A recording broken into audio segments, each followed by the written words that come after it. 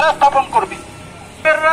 এই বিষয়ে ঐক্যবদ্ধ হয়েছিল যে মুহাম্মদ সাল্লাল্লাহু আলাইহি সাল্লাম যেই পরামর্শ দিবেন আমরা মুগ্ধ হয়ে, তৎকালীন সময়ের কাফেররা পর্যন্ত মুগ্ধ ছিল এবং তারা পর্যন্ত রাসূল সাল্লাল্লাহু আলাইহি সাল্লামকে নিয়ে কটূক্তি করার দুঃসাহস দেখায়নি।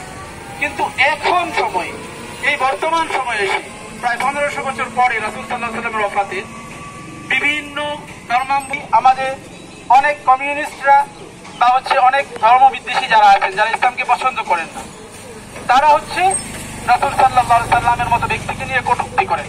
রাসূল সাল্লাল্লাহু আলাইহি সাল্লামের মতো মহান ব্যক্তিকে নিয়ে কটূক্তি করার পরেও তাদের কিছুই হয় না। ভারতে সেই সাল্লাল্লাহু আলাইহি সাল্লাম পুরোহিত আয়েশা রাদিয়াল্লাহু আনহা কি চরিত্র ছিল, তিনি হলেন হযরত আয়েশা রাদিয়াল্লাহু তাআলা আনহা।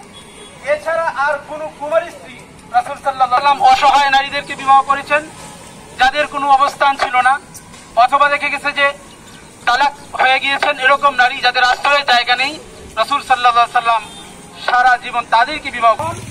তখন রাসূল সাল্লাল্লাহু আলাইহি সাল্লামের সাথে সংসার জীবন শুরু করেন।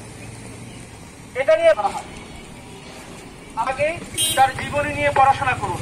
আল বিদায়া ওয়ান নিহায়া, ভারতীয় হাই কমিশনারকে যেন এই বিষয়টা জানিয়ে দেওয়া হয় যে আমাদের নবী হযরত মুহাম্মদ সাল্লাল্লাহু আলাইহি সাল্লামকে নিয়ে যেন সেনসিটিভ এরকম ইস্যু নিয়ে যেন কখনোই কোনো ধর্মীয় নেতা হোক বা যে কোনো ব্যক্তি হোক যেন আমাদের ঈমানের মধ্যে, আমাদের হৃদয়ের মধ্যে আঘাত লাগে। রাসূল সাল্লাল্লাহু আলাইহি ওয়াসাল্লামের জীবনী নিয়ে যেন এই ধরনের কটূক্তি কখনো করা না হয়।